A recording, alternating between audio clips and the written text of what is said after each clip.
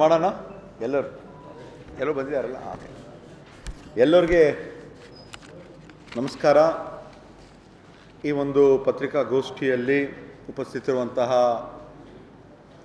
ಕಲ್ಯಾಣ ಕರ್ನಾಟಕ ಪ್ರದೇಶ ಮಂಡಳಿಯ ಕಾರ್ಯದರ್ಶಿಗಳು ಸುಂದರೇಶನ್ ಬಾಬು ಅವರು ಹಾಗೂ ಇಲ್ಲಿ ಉಪಸ್ಥಿತರಿರುವಂಥ ಎಲ್ಲ ಮಾಧ್ಯಮದ ಹಿರಿಯರು, electronic as well as print media, ತಮ್ಮೆಲ್ಲರೂ ಕೂಡ ನನ್ನ ಹೃತ್ಪೂರ್ವಕವಾದ ನಮಸ್ಕಾರಗಳು.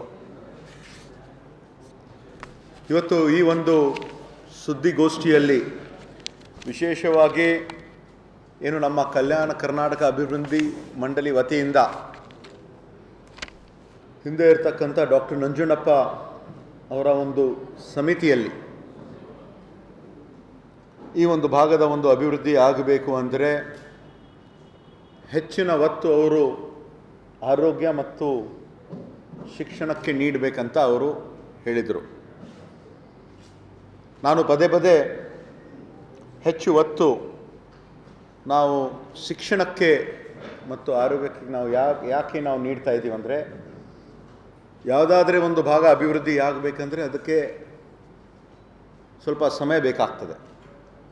ಯಾವುದು ಒಂದು ದಿನ, ಒಂದು ವಾರ, ಒಂದು ತಿಂಗಳು, ಒಂದು ವರ್ಷದಲ್ಲಿ ಏನಾದರೂ ಒಂದು ಬದಲಾವಣೆ ನಾವು ಕಾಣಬೇಕಂದ್ರೆ ಅದು ಆಗಲ್ಲ. ಮತ್ತು ನಮ್ಮ ಕಲ್ಯಾಣ ಕರ್ನಾಟಕ ಈ ಒಂದು 7 ಜಿಲ್ಲೆ 41 ಕ್ಷೇತ್ರ ಸುಮಾರು 1,12,00,000 ಜನರಿಗೆ ಏನಾದರೂ ಒಂದು ಅಭಿವೃದ್ಧಿ ಅಂದರೆ ಶಿಕ್ಷಣ ಮತ್ತು ಆರೋಗ್ಯದಲ್ಲಿ ಹೆಚ್ಚಿನ ಒಂದು ಬದಲಾವಣೆ ಆಗಲೇಬೇಕಾಗ್ತದೆ. ಅದರಲ್ಲಿ ಎರಡು ಮಾತಿಲ್ವೇ ಇಲ್ಲ. ಇವಾಗ ನಮ್ಮ ಭಾಗದಲ್ಲಿ, ನಮ್ಮ ಈ ಒಂದು ಸಗರ ನಾಡು ಬಹಳಷ್ಟು ಸೂಫಿ ಸಂತರು, ಷಂಡ್ರು ನಡೆದಾಡಿರುವಂಥ ಒಂದು ಪುಣ್ಯಭೂಮಿಯಾಗಿದೆ. ಕೆಲವು ವಿಷಯಗಳು ಅಕ್ಕ ಮಹಾದೇವಿಯವರ ಒಂದು ವಚನ ಅವರು ಹೇಳಿದ್ದು, ಅರಿವು ಮಿಂದಿಗೆ ತಿಳಿವು ತಂದು ಕೊಡಿರೋ. ಅಂದರೆ ಜ್ಞಾನವಿಲ್ಲದೆ ಬದುಕು ಸಂಪೂರ್ಣವಲ್ಲ, ಶಿಕ್ಷಣವೇ ಬೆಳಕಾಗಬೇಕು.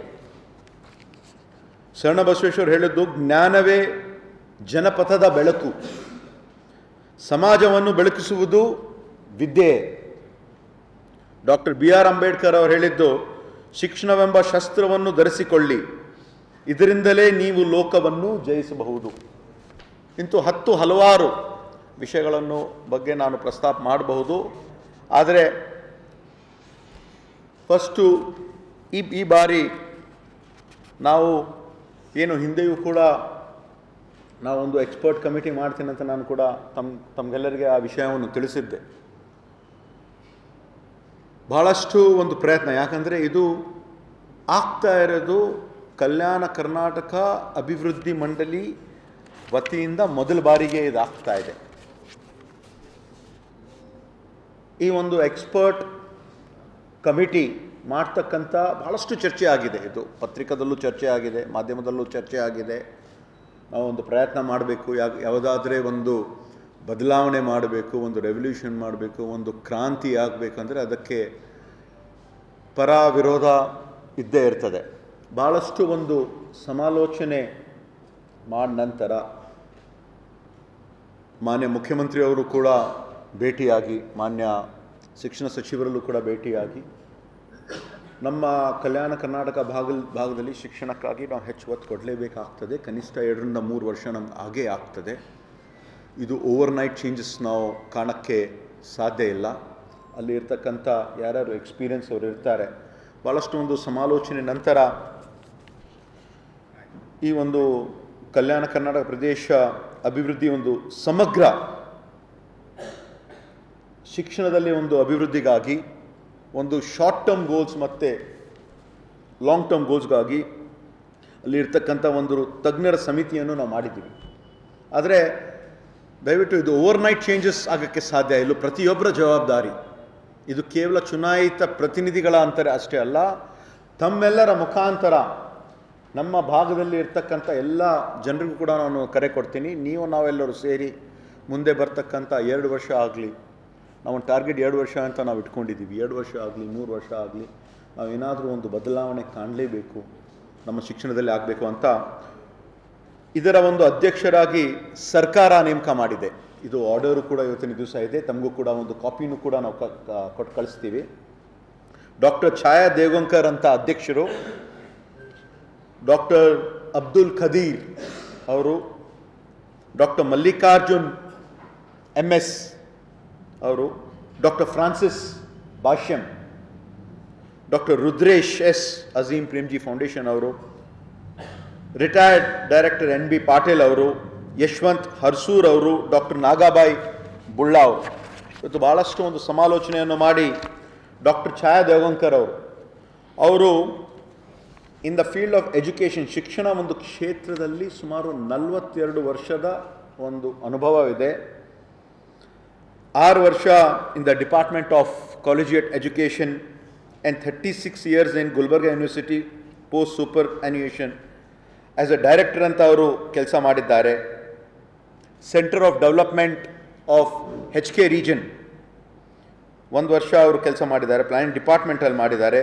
Karnataka evaluation authority SCO and ACO ಮಾಡಿದ್ದಾರೆ. Currently adviser of the public finance with the 5th state finance commission ಅವರು ಕೂಡ ಮಾಡ್ತಾ ಇದ್ದಾರೆ.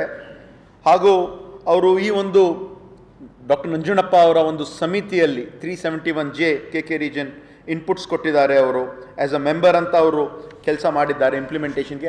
ಹಲವಾರು ರೀತಿಯಿಂದ ಅವರ ಒಂದು ಅಧ್ಯಕ್ಷತೆಯಲ್ಲಿ ಮುಂದೆ ಬರ್ತಕ್ಕಂಥ ಈ ಒಂದು 2 ವರ್ಷದಲ್ಲಿ ಒಂದು ಶಾರ್ಟ್ ಟರ್ಮ್ ಗೋಲ್ಸು ಮತ್ತು ಲಾಂಗ್ ಟರ್ಮ್ ಗೋಲ್ಸ್. ಯಾಕಂದರೆ ನಮ್ಮಲ್ಲಿ ಇರ್ತಕ್ಕಂಥ ಒಂದು ಉದ್ದೇಶ, ನಾವು ಇದು ಮಾಡಿದ್ದು ಬಹಳ ಒಂದು ಪ್ರಯತ್ನವನ್ನು ಮಾಡಿ ಈ ಒಂದು ಕಮಿಟಿ ಫಾರ್ಮೇಷನ್ನು ಕೂಡ ಇವತ್ತಿನ ದಿವಸ ಇಲ್ಲಿ ಆಗಿದೆ. ಇಲ್ಲಿ ಇರ್ತಕ್ಕಂಥ ಸುಮಾರು ನಾವು ಏನು ಹಿಂದೆ 2023, 24 ಮತ್ತು 25 ಶೈಕ್ಷಣಿಕ ವರ್ಷ ಅಂತ ನಾವು ಘೋಷಣೆ ಮಾಡಿದ್ದೀವಿ. ಇಯರ್ ಆಫ್ ಎಜುಕೇಷನ್ ಅಂತ ನಾವು ಘೋಷಣೆ ಮಾಡಿದ್ದೀವಿ.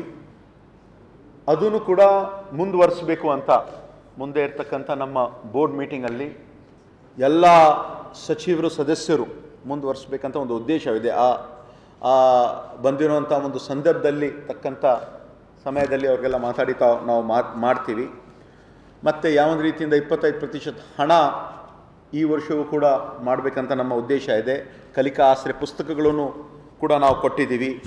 ಮತ್ತು UKG LKG ಕ್ಲಾಸಸ್ಸು ಇಡೀ ರಾಜ್ಯದಲ್ಲಿ ಪ್ರಾರಂಭ ಆಗಿದ್ದು ಕರ್ನಾಟಕದಲ್ಲಿ ಸುಮಾರು 40,000 ಮಕ್ಕಳು, ಹಳ್ಳಿಯಲ್ಲಿ ಇರ್ತಕ್ಕಂಥ ಮಕ್ಕಳಿಗೆ ಅನುಕೂಲ ಆಗ್ತಕ್ಕಂಥ UKG LKGನೂ ಕೂಡ ನಾವು ಮಾಡಿದ್ದೀವಿ. ಮುಂದೆ ಬರ್ತಕ್ಕಂಥ ವರ್ಷದಲ್ಲಿ ನಮ್ಮ ಬಜೆಟಲ್ಲಿ ಮತ್ತು ಬೇರೆ ಬೇರೆ ರೀತಿಯಿಂದ ಘೋಷಣೆ ಮಾಡಿ KPS ಶಾಲೆಗಳು ಸಹಭಾಗಿತ್ವ ಹಿಂದೆ ಎಂದೂ ಆಗಿರಲಿಲ್ಲ. ಯಾಕಂದರೆ ಕರ್ನಾಟಕ ಅಭಿವೃದ್ಧಿ ಮಂಡಳಿ ವತಿಯಿಂದ ಹಾಗೂ ನಾವು ಶಿಕ್ಷಣ ಇಲಾಖೆ ವತಿಯಿಂದ KPS ಶಾಲೆಗಳು ಇವತ್ತು ಕೇವಲ ನಮ್ಮ ಹತ್ರ ಇದ್ದಿದ್ದು ಒಂದು 77 ಏನಿದೆ. ಆದರೆ ಮುಂದೆ ಇರ್ತಕ್ಕಂಥ ಕನಿಷ್ಠ 200 ಶಾಲೆಗಳು